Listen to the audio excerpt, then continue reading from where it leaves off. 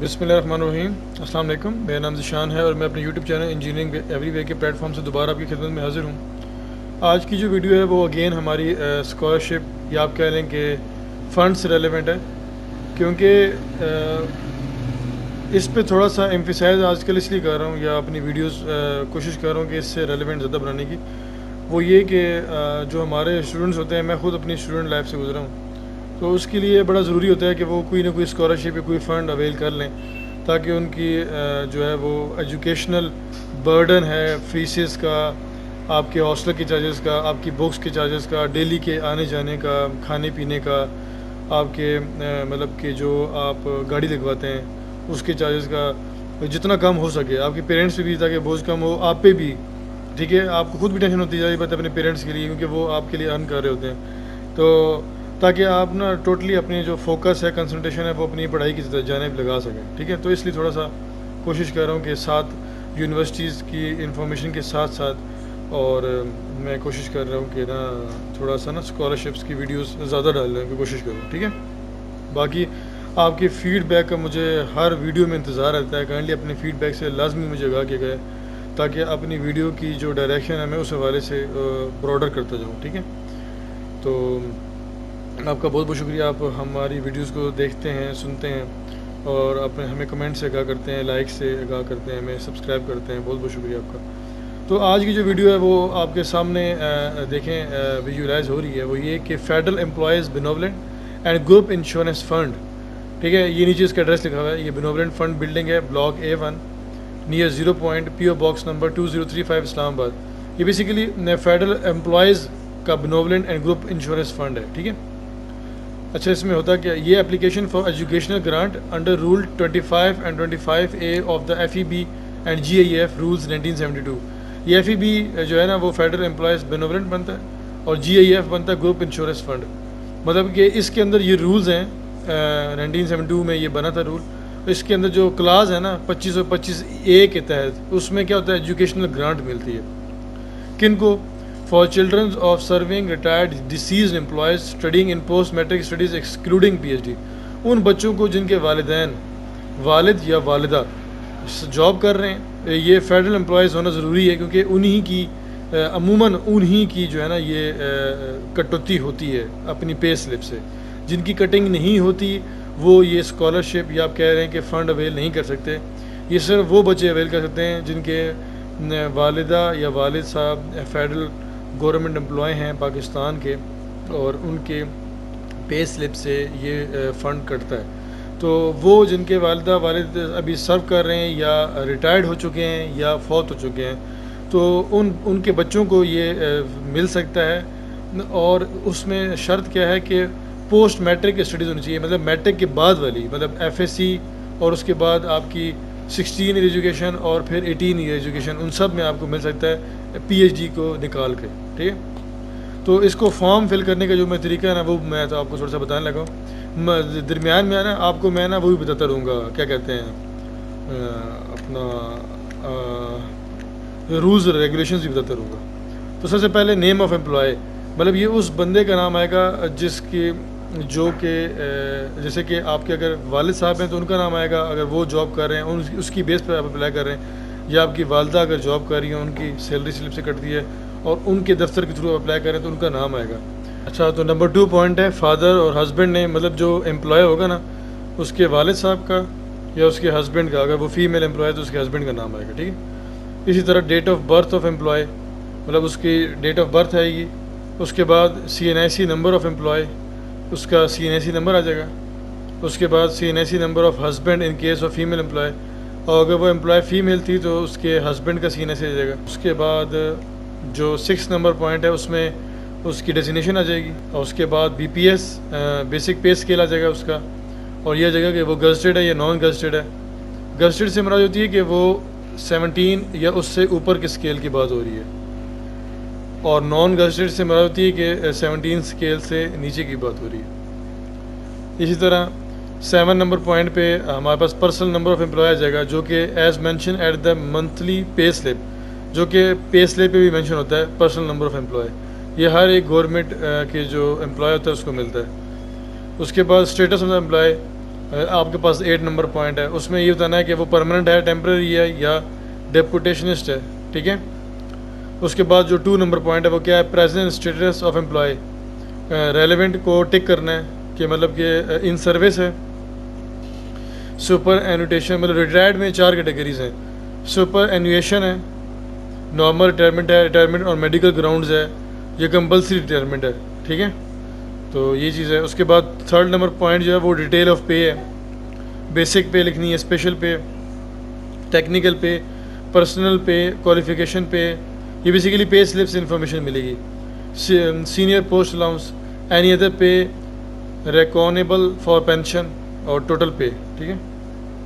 उसके बाद आपके पास 4 नंबर पॉइंट है, वो ये है कि monthly subscription to the following grants, के मंथली क्या सब्सक्रिप्शन है, मतलब कितने कटौती होती है। बेनोनेट फंड सब्सक्रिप्शन, ये बतानी है कितनी कटौती हो रही है, ये आपकी पे स्लिप में लिखी आती है।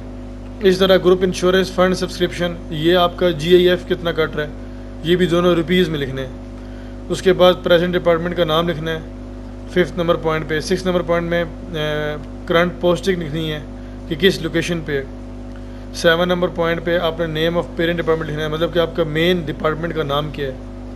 8 नंबर पॉइंट पे आपने लिखना है स्टेटस ऑफ डिपार्टमेंट, मतलब कि डिपार्टमेंट किस किस्म का है। देखें ये नीचे आ भी गया इसकी information.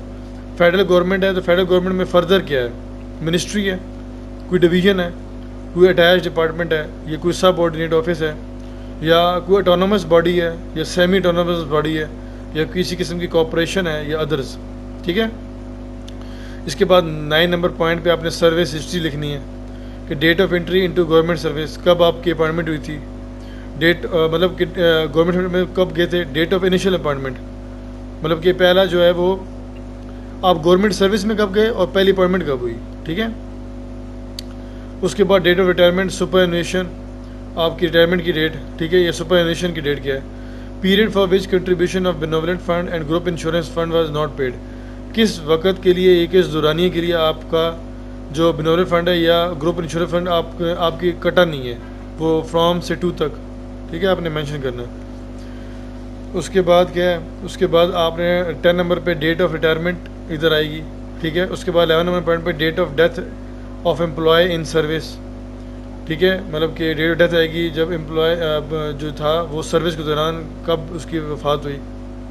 Date of death after retirement, और रिटायरमेंट के बाद उनकी वफ़ात हुई तो वो कौन सी डेट है। उनका प्रेजेंट एड्रेस क्या है, परमानेंट एड्रेस क्या था, ठीक है। उसके बाद 15 नंबर पॉइंट में बैंक अकाउंट टाइटल है and number for cat of grant, मतलब कि बैंक अकाउंट का टाइटल देना है और उसका नंबर देना है जिसमें आप चाहते हैं कि ये जब अप्रूव हो तो उसमें चली जाए ये अमाउंट। तो बैंक अकाउंट का टाइटल आएगा, यहाँ बैंक नेम आएगा, ब्रांच कोड आएगा, एड्रेस ऑफ ब्रांच आएगा, इसमें सिटी आ जाएगी, ठीक है।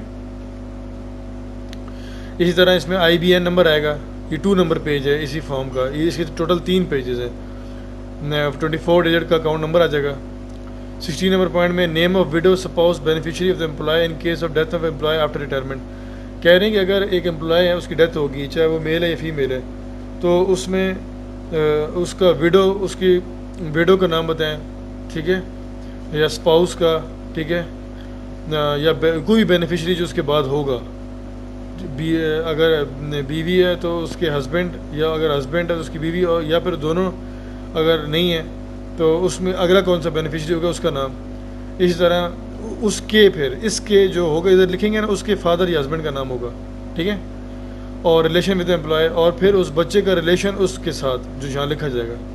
और इसी तरह CNSE ऑफ स्पाउस बेनिफिशियरी, और उसका CNSE लिखा जाएगा जो यहाँ आप लिखेंगे, ठीक है, sorry CNSE of spouse beneficiary, हाँ उसके लिखेंगे जो यहाँ बेनिफिशियरी आप नाम लिखेंगे उसका CNSE होगा, ठीक है। उसके बाद 20 नंबर पॉइंट में particulars of the education grant received last year from the FEB and GIF, मतलब कि आपने बताना है कि पिछले साल आपने FEB या फेडरल एम्प्लॉय बेनोवलेंट और ग्रुप इंश्योरेंस फंड में कितनी जो अमाउंट है वो रिसीव की है, ठीक है, वो यहाँ ये आएगी। ये 2 कैटेगरीज़ हैं, एक कैटेगरी ये और एक कैटेगरी ये, इसमें भी मैं फ़र्क बताता हूँ आपको आगे चल के। पहला है एजुकेशन स्टिपेंड अगर हासिल किया या other benefit post matric studies excluding PhD under rule 25 of FEB and GIF rules 1972।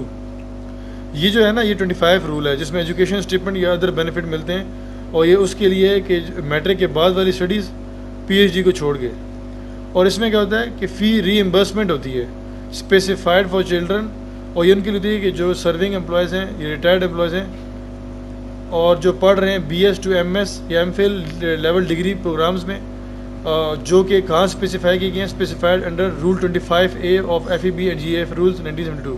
ये 25A में जो रूल स्पेसिफाइड है उनके तहत जो डिग्री कर रहे हैं ये उसके लिए। इसमें बताना है कि पिछले साल कितनी अमाउंट आपको मिली थी, आपकी क्लास क्या थी और डिग्री प्रोग्राम क्या था। मतलब क्लास हमारा ये कि सेमेस्टर, और डिग्री प्रोग्राम कौन सी डिग्री कर रहे हैं, और इसमें सेमेस्टर अगेन आ जाएगा और ईयर आ जाएगा कौन सा साल था। ठीक है, इसी तरह ये भी इसी तरह ही है। ठीक है, अगला है एम्प्लॉय स्पाउस बेनिफिशरी अंडरटेकिंग, या एम्प्लॉय खुद या उसकी बीवी, अगर वो खुद नहीं है, फौत हो गई, या बेनिफिशरी जो उसके उन दोनों के बाद आता है, उसकी अंडरटेकिंग है।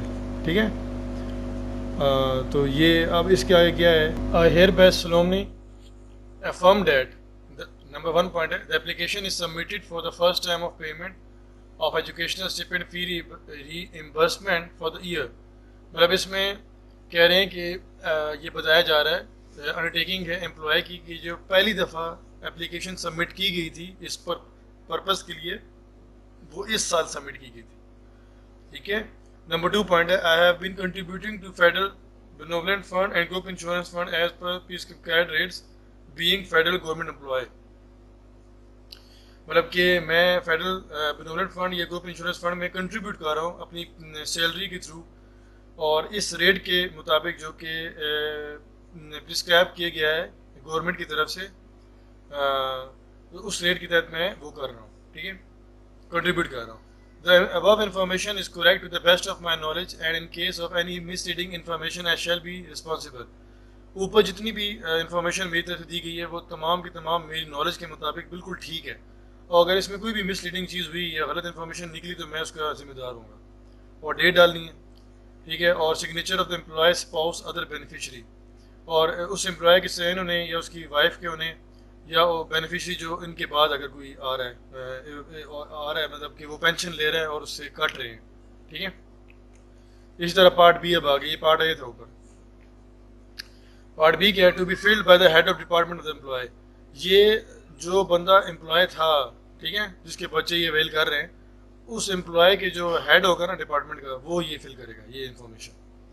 तो वो पहले टिक करेगा ये सर्विंग है, ये रिटायर्ड एम्प्लॉय है, उसके बाद ये फॉर्म नंबर है। ठीक है, ये उनके ऑफिस में जो वो डायरी नहीं करते, ये वो लगेगा, वो खुद लगेंगे, डेट डालेंगे, सर्टिफाइड एड मिस्टर मिसिस, वो बताएंगे कि ये इसका नाम आएगा आगे, holds held the post of.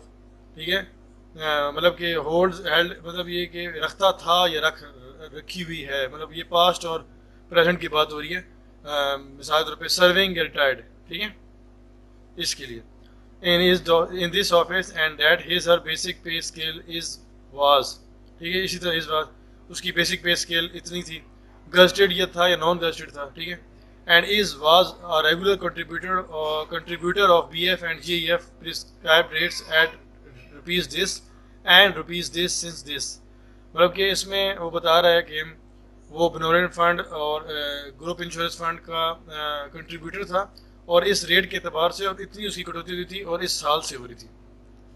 The contents information at part A above is correct as per record of this office।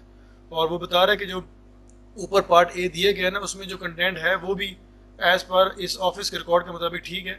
And he is was neither a deputationist from any provincial government nor an arm forces uniform wearing employ. और वो दो चीज़ों की गवाही दे रहा है कि वो ना ही प्रोविंशियल गवर्नमेंट से यहाँ आया डेप्यूट होके, ना ही वो आर्म फोर्सेज का यूनिफॉर्म वेयरिंग एम्प्लॉय है। ठीक है, तो इन case of any incorrect fake information, और अगर कोई किसी भी किस्म की गलत बयानी या झूठ हुआ, the department applicant shall be responsible and black listed for future benefits.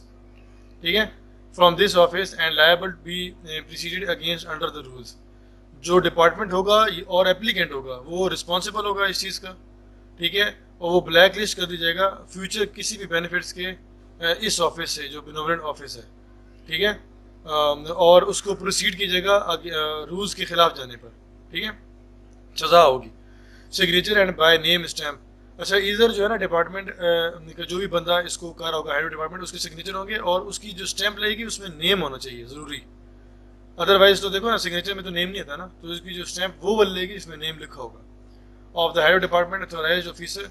और उसका जो हेड डिपार्टमेंट है ना, वो बीपीएस 20वें ग्रेड का या उससे ज़्यादा का होना चाहिए, उससे कम वाला इसको नहीं कर सकता ऑथराइजेशन। ठीक है, तो ये इसमें थी। अब आते हैं हम पार्ट सी की जानिब, जो कि 3rd नंबर पेज है और यही लास्ट है। अच्छा, पार्ट सी में जो हमारे पास पहला पॉइंट है वो है पर्टिकुलर्स ऑफ स्टूडेंट।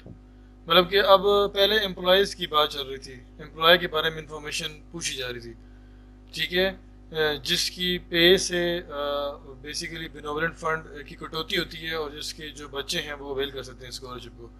अब उस बच्चे की बात हो रही है जो कि ये अवेल करना चाहता है स्कॉलरशिप, अपने बाप की या अपनी वालिदा की जो सैलरी स्लिप है उसमें कटौती की बेस पे। ठीक है, तो इसमें सबसे पहले आपके पास स्टूडेंट नेम आ जाएगा, ब्लॉक लेटर से मुराद जी के कैपिटल में लिखना है।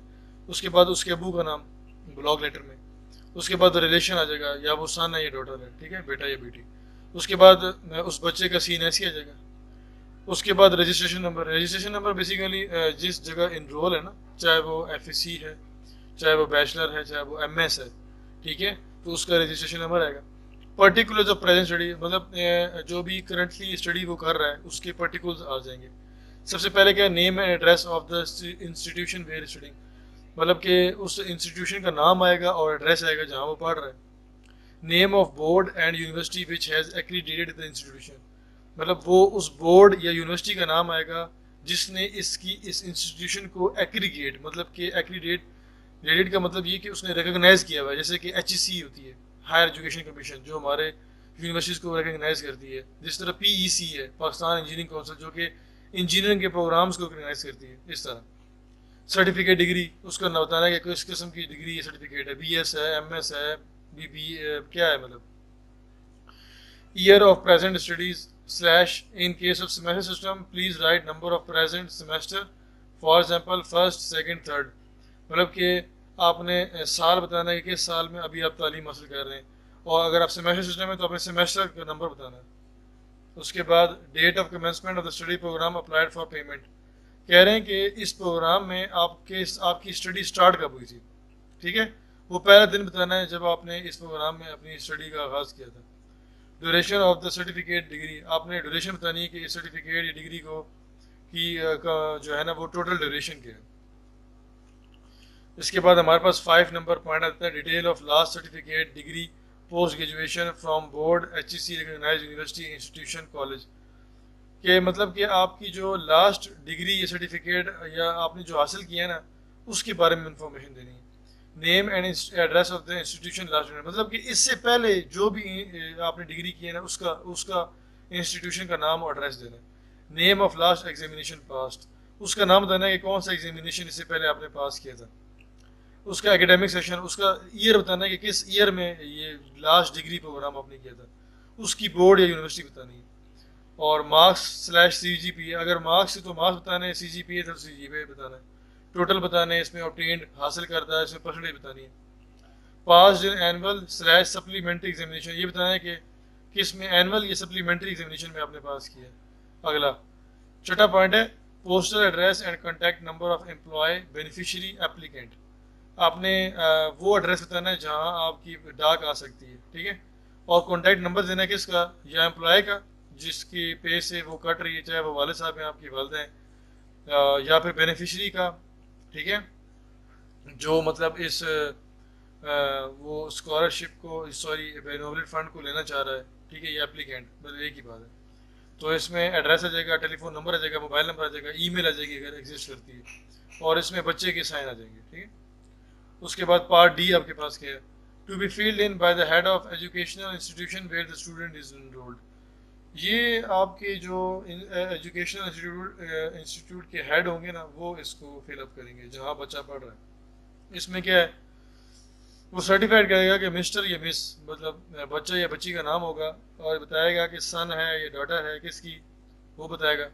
Is a bona fide student of this college, मतलब कि वो बता रहा है कि इस कॉलेज या इंस्टीट्यूशन यूनिवर्सिटी का एक मतलब अच्छा बच्चा है ये, और ये इसमें पढ़ रहा है, studying in certificate degree program, और इस प्रोग्राम में पढ़ रहा है, वो ये लिखी इधर।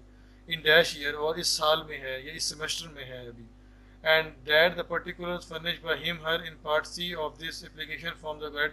और इससे पहले जो पार्ट में जितनी भी आपने इंफॉर्मेशन दी हैं वो बच्चे ने जो इन्फॉर्मेशन दी है वो बिल्कुल करेक्ट है हेड ऑफ डिपार्टमेंट के एतबार से। दूसरा पॉइंट क्या है, सर्टिफाइड मिस्टर मिसेज उसका नाम आएगा, सन ऑफ डॉटर ऑफ मतलब कि आपके वालिद का नाम आएगा, हैड ऑब्टेन डैश मार्क्स, और ये बताएगा एचओडी के उसने इतने मार्क्स हासिल किए हैं, इतना सीजीपीए हासिल की है during last year of studies, last 2 semester मतलब पिछले साल में या पिछले 2 सेमेस्टरों में, out of total slash CGPA of dash which in term of percentage comes to, और आउट ऑफ बताएगा कि इतने सीजीपीए या मार्क्स में से इसने ये मार्क्स लिए और वो परसेंटेज में इक्विवेलेंट टू डैश हैं, और his her date of admission to the present program is, और इस बच्चे की जो प्रेजेंट प्रोग्राम में जो एडमिशन की डेट थी वो ये है, certified that this college institution university is a public private sector college institution university, मतलब हेड ऑफ इंस्टीट्यूट ये बताएगा कि जो हमारी कॉलेज या इंस्टीट्यूशन या यूनिवर्सिटी है वो पब्लिक है या प्राइवेट है, ठीक है, पब्लिक या प्राइवेट कॉलेज या इंस्टीट्यूशन यूनिवर्सिटी है और रिकग्नाइज बाय डैश बोर्ड है या HEC affiliated with HEC recognized dash university, मतलब कि रिकग्नाइज बाय बोर्ड का नाम बताएगा या फिर ये बताएगा कि एफिलिएटेड किसके साथ है, क्योंकि कुछ इंस्टीट्यूशन आपके एफिलिएटेड होते हैं, ठीक है। उसके बाद आपके पास क्या है, उसके बाद आपके पास postal address and contact number of college institution university है, इसमें आपके यूनिवर्सिटी या कॉलेज इंस्टीट्यूशन का पोस्टल एड्रेस आएगा, उसका कॉन्टैक्ट नंबर आएगा। इसके बाद signature and by name stamp of head of the college institution university, इसमें HOD के सिग्नेचर आएंगे और उनकी जो स्टैम्प लगेगी वो लगेगी इसमें उनका नाम आता है, ठीक है। अच्छा, इसमें एक नोट नीचे लिखा हुआ है, it is clarified that if your child is studying in professional disciplines in public sector universities, college, institute as specified in 25A, then you are allowed to apply either for the benefit of a fee reimbursement or for the benefit of a stipend. The rate of educational stipend in professional studies at present is rupees 40,000 per academic year per student on obtaining 70% marks. वो कह रहे हैं यहाँ तक मैं बता दूँ, ये क्लेरिफाई किया था कि अगर आपका बच्चा किसी भी प्रोफेशनल डिग्री में इनरोल है, ठीक है, और किस में, पब्लिक सेक्टर में, किस में, पब्लिक सेक्टर में, नॉट प्राइवेट, ये बड़ी गौर करदा बात है इसमें, और वो किस रूल के तहत, जो कि 25A रूल है, तो उसके तहत वो ना दोनों चीज़ों के लिए अहल होगा, या वो फ़ी रिइम्बर्समेंट करा सकता है या वो स्टिपेंड के लिए अप्लाई कर सकता है। और जो स्टिपेंड का रेट है ना प्रोफेशनल स्टडीज़ के लिए, जो एजुकेशनल स्टिपेंड का रेट है वो 1 साल के लिए और पर बच्चा 40,000 रुपये मैक्सिमम मिलते हैं, और उसके लिए 70,000 रुपये, सॉरी 70% मार्क्स होने चाहिए for your maximum of 2 children in a financial year, और एक साल में ना एक एम्प्लॉय के 2 बच्चे जो है वो मैक्सिमम इसको अवेल कर सकते हैं। Both of the benefits are not allowed paid at a time to student, एक वक्त में आप दोनों के लिए नहीं अप्लाई कर सकते फी रिइम्बर्समेंट या स्टिपेंड के लिए, ठीक है। The educational benefit, either stipend or reimbursement of fee once opted to FEB and GEF for a student shall not be changed during the whole prescribed tenure period of a studies/degree program. वो ये कह रहा है कि अगर आपने इन दोनों में से कोई भी चीज़ जो अवेल करनी है वो बड़े सोच समझ के अवेल करनी है। क्यों? क्योंकि जो आप एक एजुकेशन, एक डिग्री के लिए जो चीज़ ऑप्ट कर लेंगे ना, वो पूरी डिग्री में फिर आप वही अवेल कर सकेंगे, आप दूसरी चीज़ अवेल नहीं कर सकेंगे, ठीक है। और मैं आपको एक मज़े की बात बताता हूँ कि ये सिर्फ और सिर्फ पब्लिक सेक्टर में जो बच्चे इनरोल है ना वो ये दोनों बेनिफिट हासिल कर सकते हैं। अच्छा, इन दोनों बेनिफिट्स में फ़र्क है, ये जो स्टिपेंड है ना इसमें आपको मैक्सिमम 1 साल के लिए 40,000 रुपये मिलेंगे, चाहे आपकी 4 लाख की तनख्वाह, फिर वो क्या कहते हैं फीस क्यों ना हो, दो सेमेस्टर की, ठीक है, आपको मैक्सिमम 40,000 रुपये मिलेंगे, और इसके लिए आपका ज़रूरी है कि आपके 70% मार्क्स होने चाहिए। लेकिन जो फ़ी रीइम्बर्समेंट है ना ये थोड़ा चेंज है, इसमें आपको 1 लाख रुपये साल का मिलता है, ठीक है, 1 लाख रुपये साल का मिलता है, तो ये बेटर है बनिस्बत के एजुकेशनल स्टिपेंड के, ठीक है। लेकिन मसला पता है इसमें क्या है, इसमें मसला ये है कि ना जो है ना प्राइवेट यूनिवर्सिटीज़ में जो होते हैं, ठीक है, वो फ़ी रिइम्बर्समेंट अवेल नहीं कर सकते हैं, वो सिर्फ एजुकेशनल स्टिपेंड अवेल कर सकते हैं, ठीक है। और अच्छा, और बस अब मैं इस बारे में कुछ कह नहीं सकता, मैं वीडियो बना रहा हूँ तो, लेकिन देखें ना अब ये अब अलमिया कह लें कि हमारे मुल्क का, कि अब देखें उन्होंने ये जो 2 ऑफर थे ना ये उन्होंने किसको दी है, पब्लिक वाले को दी है, मतलब ताकि पब्लिक यूनिवर्सिटी में जो बच्चा या तो होता है ना पब्लिक सेक्टर में जो कर रहा है उसको सिर्फ ही इन्वेस्टमेंट का ऑप्शन होता और प्राइवेट में सिर्फ ये, उन्होंने क्या किया कि प्राइवेट में तो सिर्फ स्टिपेंड का वो दिया है। तो बेसिकली मैं यहाँ ये कहना चाह रहा था कि जो पब्लिक यूनिवर्सिटीज़ हैं उनके लिए जो दो ऑप्शंस हैं, फी रीइंबर्समेंट का भी और स्टिपेंड का भी, लेकिन प्राइवेट के लिए एक है। अच्छा, इसमें जो नेगेटिव चीज़ है ना जो मैं हाईलाइट करना चाह रहा हूँ वो ये है कि चलें प्राइवेट के लिए उन्होंने स्टिपेंड जस्ट रखा है, ठीक है, हालांकि उनके पेरेंट्स की भी कटौती उतनी ही होती है। ये एक बहुत गलत चीज़ है कि उनके लिए ये मतलब जो है ना उन्होंने कम फ़ी पे बैक रखी है, हालांकि प्राइवेट यूनिवर्सिटीज़ की तो चार्जेस ज़्यादा होते हैं। ये एक नेगेटिव चीज़ है इसमें। और दूसरी नेगेटिव चीज़ क्या है? दूसरी नेगेटिव चीज़ ये है कि देखें पब्लिक यूनिवर्सिटी में इन्होंने दोनों ऑप्शन रखे हैं और पता है साथ में लिखा क्या है, उसमें ये लिखा है कि जो बंदा इन दोनों में से एक ऑप्शन अवेल करेगा वो ही ड्यूरिंग 4 ईयर टेन्योर में उसको रखेगा। मतलब क्या है इसका? मतलब कोई बंदा ये चाहते हैं कि जानबूझ के गलती करे और स्टिपेंड वाला सेलेक्ट करे, ठीक है, ताकि ना वो फिर 4 साल ना स्टिपेंड ही ले 40,000, उसको लाख रुपए ना मिले साल का, ठीक है। तो ये अब मैंने तो इससे ये एटलीस्ट अखज़ किया। अब आप में से कोई इसको अगर इसको बेहतर इंटरप्रेट कर सकता है तो काइंडली ज़रूर कमेंट में बताएं, ठीक है। तो मैंने तो इसको यही वो किया इंटरप्रेट। चलें बाहर आगे चलते हैं। इसमें आगे क्या है कि attested photo copies on A4 size paper of the following documents along with covering forwarding letter of department are to be submitted with this application. अच्छा, वो क्या कह रहे हैं कि जितनी भी चीज़ें होंगी वो उनकी जो फोटो कॉपीज अटैच होनी चाहिए A4 साइज पे, जितनी भी डॉक्यूमेंट्स नीचे बताए जाएंगे, और साथ कवरिंग लेटर लगाना है। कवरिंग लेटर वो कौन सा होगा? उस डिपार्टमेंट का होगा जिसके थ्रू आप भिजवा रहे हैं एप्लीकेशन। डिपार्टमेंट से मुराद ये कि आपके पेरेंट्स में से वालिदा या वालिद जिसके थ्रू आप अप्लाई कर रहे हैं ना, उनके डिपार्टमेंट से कवरिंग लेटर लगेगा जिसका एक नंबर भी ना ऊपर लगेगा, मैंने आपको पहले भी बताया था, ठीक है। अब नीचे ना डॉक्यूमेंट्स की बात हो रही है जो साथ लगेंगे। पहला है डॉक्यूमेंट्स अबाउट एम्प्लॉय, मतलब जो आपके पेरेंट्स में फादर या मदर है उसके डॉक्यूमेंट्स अबाउट स्टूडेंट और उस बच्चे के जो कंसर्न डॉक्यूमेंट्स हैं वो। पहले हम डॉक्यूमेंट्स अबाउट एम्प्लॉय देख लेते हैं। पहला, 2 copies of CNIC of employee and beneficiary, मतलब CNIC एम्प्लॉय की 2 कॉपीज एंड बेनिफिशियरी, और उस बेनिफिशियरी के लगाने मतलब कि अगर एम्प्लॉय नहीं है, फौत हो गया है, उसके एंड पे मतलब बेनिफिशियरी उसकी बिहाफ पे कौन है, मतलब उसकी वाइफ है या कोई भी, तो उसके 2 कॉपी CNIC की लगानी है। और जितनी भी चीज़ें होंगी ना ये टेस्टेड होगी, ठीक है, किसी भी गजटेड ऑफिसर से। Second, in case of female employ CNIC of her husband, both sides of all CNIC must be copied on A4 size paper. कह रहे हैं अगर फीमेल एम्प्लॉय मतलब कि आपकी वालदा हैं तो उनके हस्बैंड का CNIC उसमें इस्तेमाल होगा। और जो CNIC की आपने CNIC देना कैसे? CNIC की फ्रंट और बैक को करानी है अलग अलग, और उसको A4 पेपर के ऊपर ना चिस्पा कर देनी है, ठीक है, और उसके ऊपर अटेस्टेशन करानी है, ये इनका रूल है। तीसरा, latest pay slip of employee attested by head of office या DDO showing complete detail of BF and GI deductions 2 copies.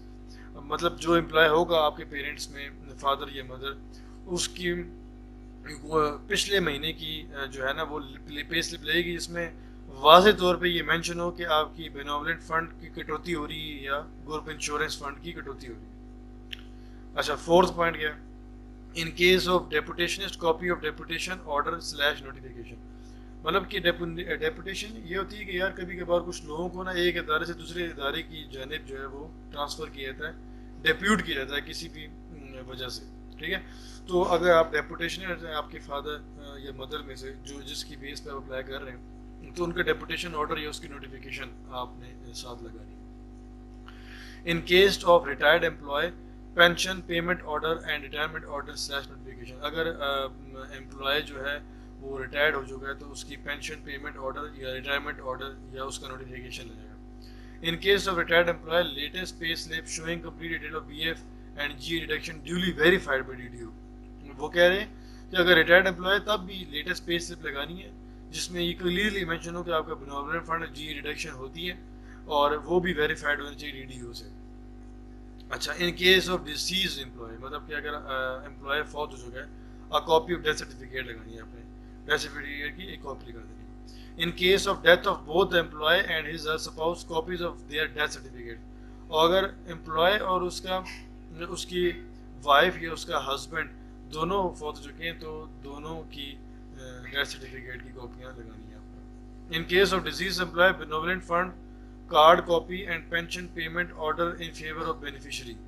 अगर दोनों आपके जो एम्प्लॉयज़ है वो फौत हो चुका है तो बेनोवलेंट फंड कार्ड कॉपी या फिर पेंशन पेमेंट ऑर्डर की कॉपी लगानी है जो कि उस बेनिफिशियरी के नाम पर गया हुआ है। मतलब होता है ना, कोई आपके पेरेंट्स या मेरे फादर या मदर की वफात के बाद जो भी जिसके भी नाम पे वो पेंशन जाती है तो जो बेनिफिट फंड की कार्ड की कॉपी लगानी है जो उसके नाम पर होगी, बेनिफिशियरी के नाम पर, या फिर पेंशन पेमेंट ऑर्डर की। इसी तरह फॉर्म बे लगाना है और FRC लगाना है। इसी तरह डिवोर्स डीड लगाना है in case of separation of female employ.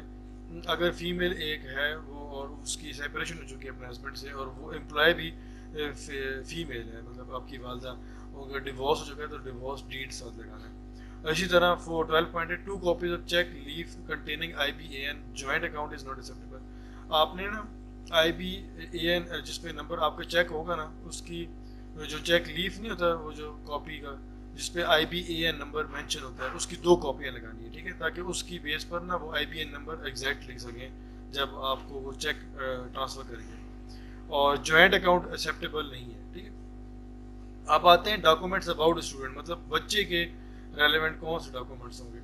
पहला है for degree programs copy of annual semester results, मतलब कि डिग्री प्रोग्राम्स में एनुअल या सेमेस्टर रिजल्ट की कॉपी लगानी है। For Islamic university course registration permission form, और स्पेसिफिकली इस्लामिक यूनिवर्सिटी की बात हो रही है तो उसका कोर्स रजिस्ट्रेशन परमिशन फॉर्म लगाना है। For COMSATS university progress result, मतलब कॉमसेट यूनिवर्सिटी में के लिए प्रोग्रेस रिजल्ट लगाना है। And transcript results verified by vice chancellor, controller, deputy controller, assistant controller examination, registrar, deputy registrar, assistant registrar, HOD of the concern subject or any authorized officer of the university, college, institute, including the principal, vice principal. The verification would be made under official stamp and official land and number for subsequent confirmation authenticity of the said verification.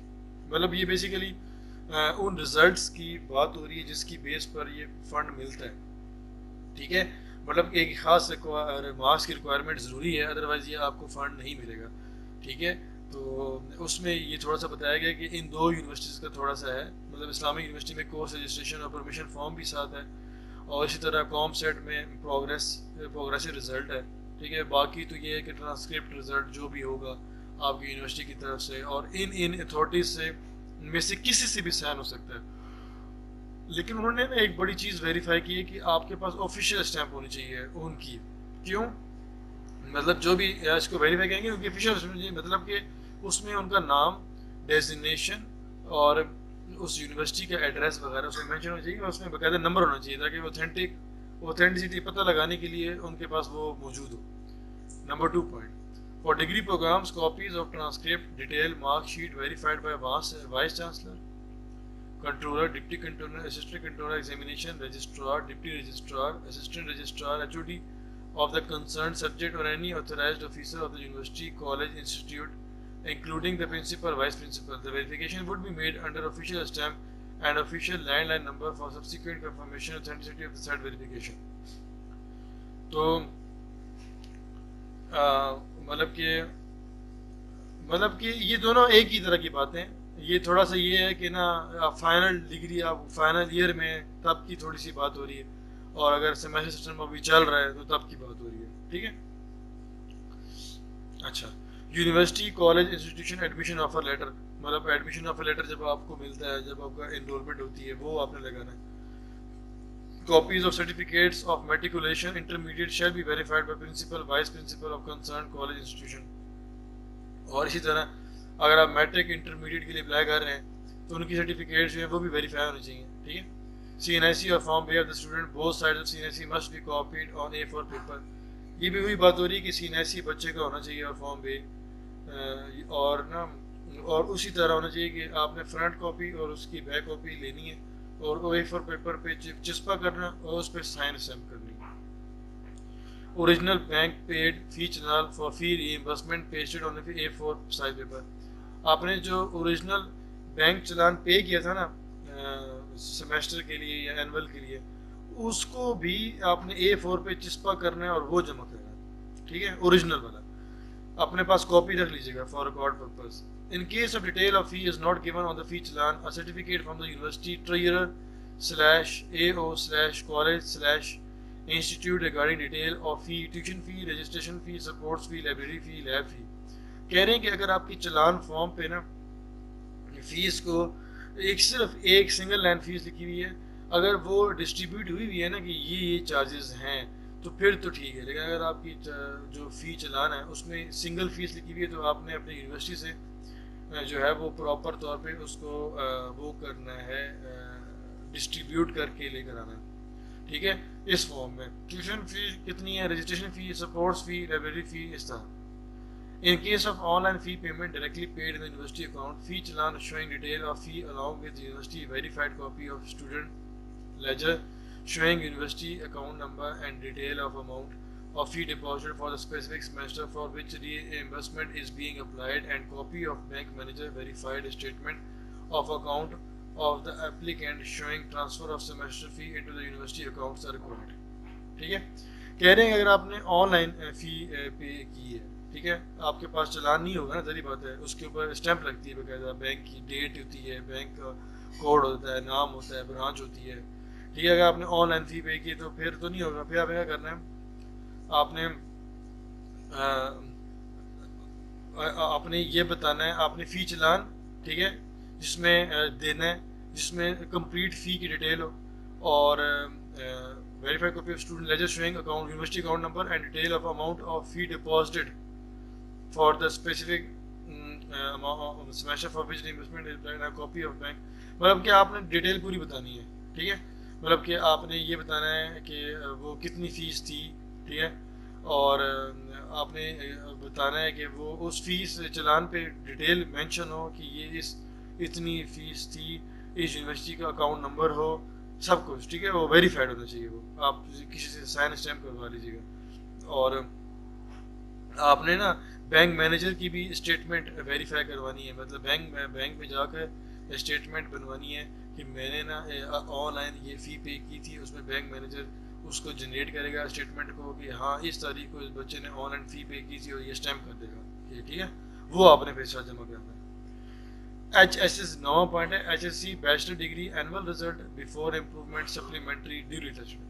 मतलब कि आपने जो है वो अपना main जो degree होगी ना HSC बैचलर डिग्री की, तो उसका जो है वो उसके जो मेन रिजल्ट होगा वो भी आपने टेस्ट करके लगाना है, ठीक है। मतलब प्रीवियस यानी मतलब आप डिग्री के दौरान तो बैचलर डिग्री तो नहीं लगा सकते ना, तो उसकी प्रीवियस जो डिग्री नहीं है HSC जैसे, उसका भी आपने टेस्ट करके लगाना है, पुराना रिकॉर्ड भी लगाना है आपको।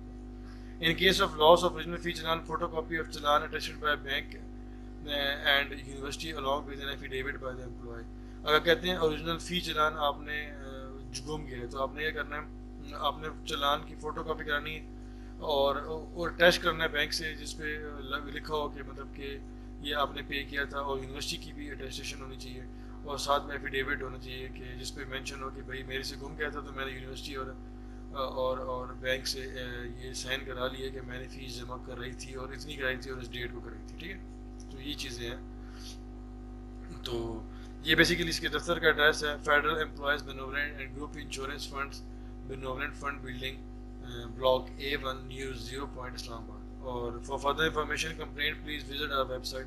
इनकी वेबसाइट है www.febgaf.gov.pk और उनका फ़ोन नंबर है ये 0519252164, या फिर 051 के आगे ये भी लगा सकते हैं 92523116, या फिर 925316, ठीक है।